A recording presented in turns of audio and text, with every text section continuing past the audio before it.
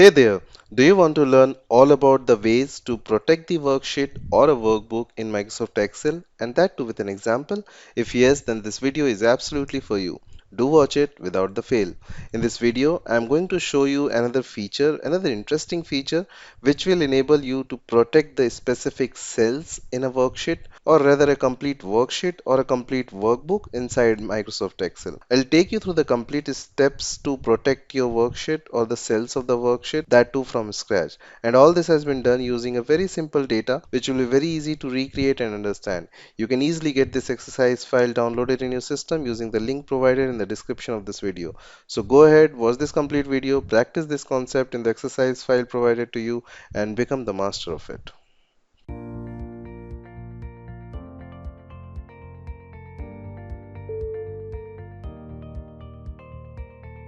Hello everyone, welcome back to this Microsoft Excel tutorial journey with me on my Knowledge Factor YouTube channel. This is session number 135 and we are learning the protection feature in Microsoft Excel. Now, we have all spent a lot of time inside of Microsoft Excel building Excel data worksheets, the spreadsheets and lists or tables, pivot tables and so on, right? You have spent a lot of time getting in there, making something look perfect. Now it's ready to be sent out to the masses, right? All your co-workers or clients or whoever you are sending it to. Now the concern is when somebody else open up this document when you send it to them, I don't want them changing. Perhaps I don't want them changing anything, or perhaps I don't want them changing specific content, right? We are going to talk about how you can add protection to Excel worksheets. This is a couple of steps that we need to go through, a couple of simple steps, but they're kind of hidden, kind of buried, right? And you do have to go through a few steps which I want to demonstrate here in this video. So take a look. I have got the exercise file that once again comes up with this course, which you can download through the link provided in the description of this video. So the exercise file is open in front of you and I'm currently on the worksheet called the worksheet protection. It's another duplicate of the sales figure for December 2015. Now, you can imagine that this document here, I don't want people changing quite a bit about this document, right? I definitely don't want them changing the formulas like clicking on them and typing on them and or do any of this stuff over here. I don't want them to changing the structure of the spreadsheet like changing the week number or the salespeople names. Nothing. I don't want them changing any of that. The only thing that I want people to change is perhaps this weekly data. That's it. Maybe this can be treated as a template that I have created. This is something we are going to reuse every month. So the only thing that people should be changing is the weekly data. That's it. Don't change the formula, don't change the structure, nothing else. So here's a couple of steps you can take to ensure that people will not change what you don't want them to change.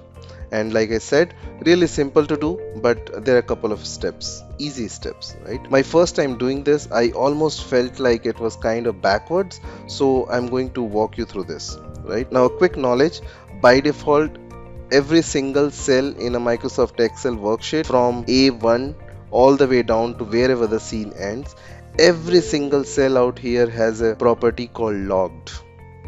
Okay, no matter in which worksheet you are working on, each and every cell by default the logged feature is turned on for them. The log property is turned on for each and every cell.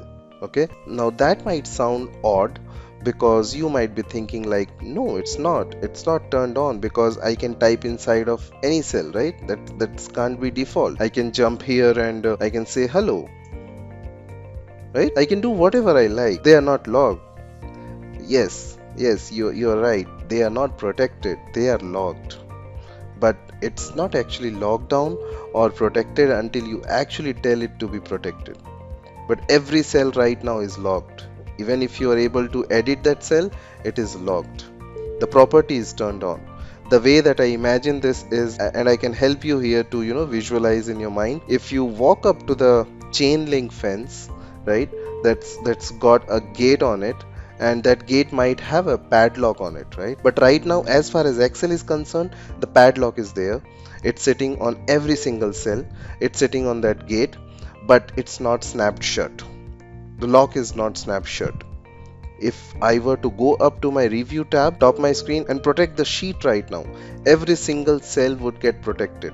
and whoever opens this up would not be able to do anything inside of this worksheet, because every single cell would then be protected. The padlock would be snapped shut everywhere. Alright, but remember this, here's the scenario. Let me get rid of hello here. The only place I want the people to change content is this area right here, just the weekly data. So before I go to review and I protect the sheet, I need to remove the lock, the padlock from the cells, and then I'll go protect it. So here's the first step. I'm going to just select the cells that I want people to be able to change. Mark my word, I'm going to select the cells that I want people to be able to change.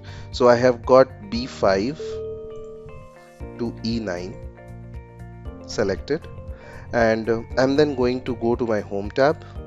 Inside of the font section, I'm going to go to this little icon in the corner, a little right angle with an arrow, give that a click, and this opens up my format cell window. Now what I think here is where we are going to go. Number, alignment, font, border, fill. Oh, protection. Look at that protection tab. And I'm going to turn off the lock property, and I'll just hit OK. So now that group of cells from B5 to E9 is no longer locked. We have removed the padlock off of the cells. That's a step 1. You need to decide which cell should remain locked and which cell should not be locked. Now that I have done that, I'm then going to go back to my review tab, and I'm going to just protect the sheet. So this opens up my protect sheet window. I can put in an optional password here.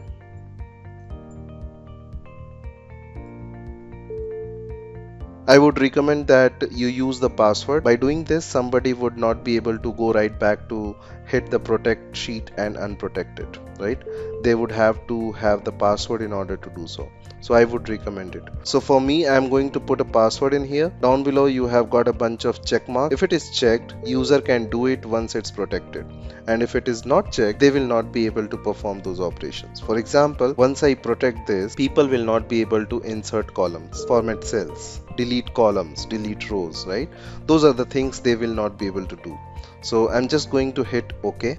It will ask me to confirm my password. Make sure you do not lose this password. They caution you not to lose it, so you will not be able to retrieve it. So don't lose it. I'll just put my password here.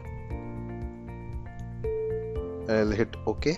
And I have now protected the sheet. You can see above it says unprotect now. But if I try changing something, like I click on one of these formulas and type, oops, I can't do it. A cell or chart you are trying to change is protected, right? Try out here. Nope. So I'll come up here and let's say I'll change this 6900 to 7000. Hit my enter key, and that I can change. So 2 steps, right? Decide what needs to be protected, locked or unlocked. Select the cells you don't want protected, remove the lock, and then go to the review and protect the worksheet. Like I said, it's really simple to do, but a few steps to go through. Remember, just think about that padlock. Where are you going to remove it? Where are you going to leave it? And then go to protect it, right? Now, for you as the developer of this worksheet, let's change that back to 6900 first. So you want to get back in there and modify stuff, right? So perhaps you want to unprotect it, and this is really simple. Review, unprotect sheet, you will drop in your password, hit OK, and you have now unprotected it. You can now do whatever you like with this workbook, this worksheet, right? So try this out. Few little steps, determine what should be protected and not, remove that lock if necessary, and then go to your review tab and protect the worksheet. So that's what I wanted to share with you today. A very good feature, a very cool feature to protect a specific cell in a worksheet before sending it to someone, so that no one can change the cells which you don't want them to change. Okay, so thank you so much for watching this tutorial, and as I always say, if you like this video and enjoying the journey, then please do like, share and subscribe my channel, and also press the bell icon to get the latest content update on this channel. Alright, then we'll meet up in the next session. In case you have any questions, any concerns, then do let me know in the comment section of this video. So see you in the next session. Till then, stay safe, have a great life, and take very good care of yourself.